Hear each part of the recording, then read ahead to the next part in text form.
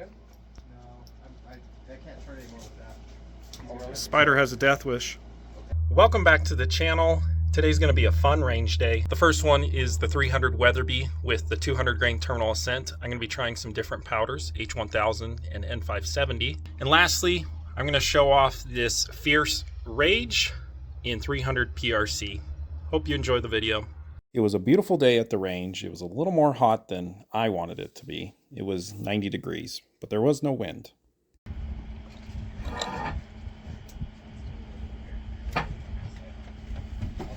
.300 Weatherby. Glad I got my earmuffs on. I think we're going to charge him extra for that loud rifle. They're only going to get louder. $20 per shot. Oh my goodness. Are you making friends again? Or enemies. Put the gun on the holder. Yes, Dad. Which one will you shoot? Come shoot this one first, sir. First four, and then thinking it's way off, I just aim it for the upper right. Where's your back breastplate? You prefer it pointed up or down?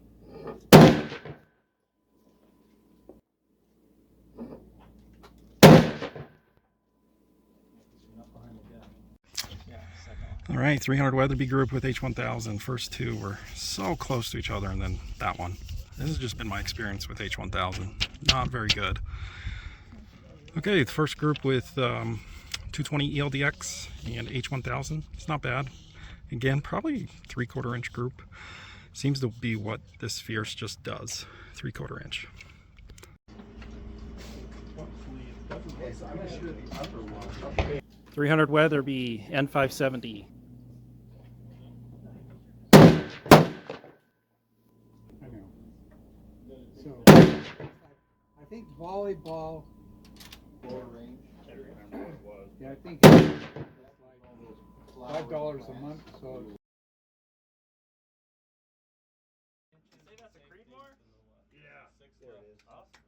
Yeah, it's a Remington. 300 PRC, 230 grain. I've had those. The blue steel right here is for 22 only. The blue white is any caliber handgun.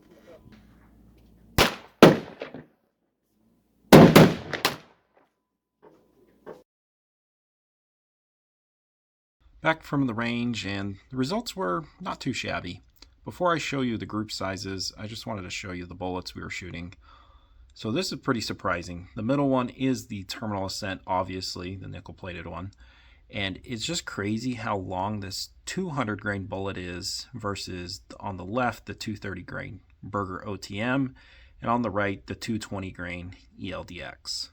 And if you're wondering why I'm not shooting the 220 ELD-X or the 230 grain Berger in my 300 Weatherby, well, as a hunter, for my 300 Weatherby, I prefer bonded or monolithic bullets over cup and core bullets, so that's why. My 300 Weatherby will easily stabilize all three of these bullets.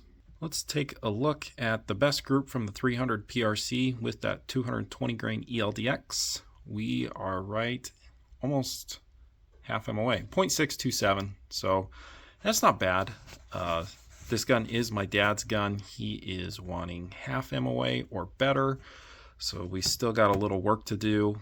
Now bear in mind, this barrel is still really new. I've only put like 60, maybe 70 rounds through the barrel, so we've still got some time, and it's only going to shoot better.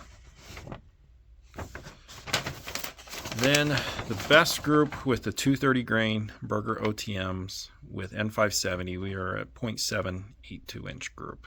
Not too bad. And as I said, this gun just consistently shoots 3/4 inch groups. Off camera, I shot, I bumped up half a grain of N570 with the 230 grain Berger, and it was just under sub MOA. So not bad, but yeah, nothing to write home about. Let's go ahead and look at the first 300 Weatherby group with H1000. And as I said earlier in the video, My 300 Weatherby and H1000 just don't go very well together. I was really hopeful with those first two shots, like within a half inch. And then that third shot went out of the group pretty far. I don't know, it's probably like a 1.6, maybe 1.7 inch group. Not good. Switched it to N570, and that's not too shabby of a group. It's maybe below 0.7 inch group, just a little. Yeah, definitely pretty good. There's only one problem with it. N570 is just too slow of a powder for this bullet in my 300 Weatherby case. And I'm definitely going to have to try some more powder in it, which will mean it's going to be super compressed. Not sure why it says 74.5. I definitely was not using 74.5 grains of N570. It's quite a bit more than that. Anyway, just noticed that. I got the velocity for this, and it was only going around 2960. Now, the last time I took this to the range was Reloader 22. I was starting out at like 3,030 feet per second, went up to 3,100. So I have a ways to go up with N570, but it's just how much am I willing to compress it. So I did do one more group, a grain higher. First shot, the second shot was the one on the right, and then the third shot went right back in there. So definitely going to do some more experimenting with N570. I do have to put more powder in it.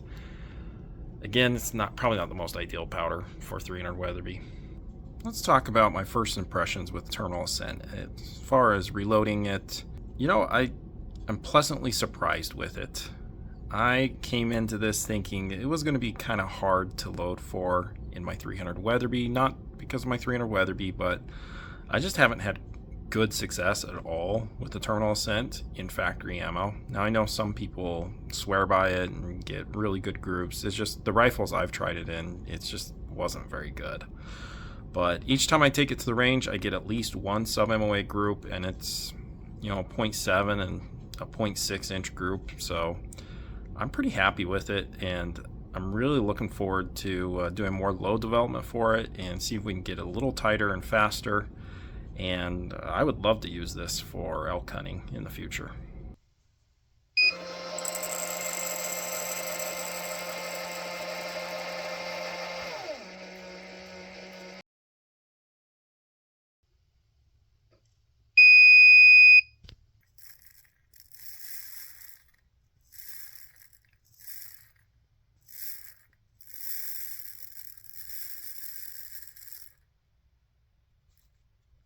Let's go ahead and see how much powder is in here.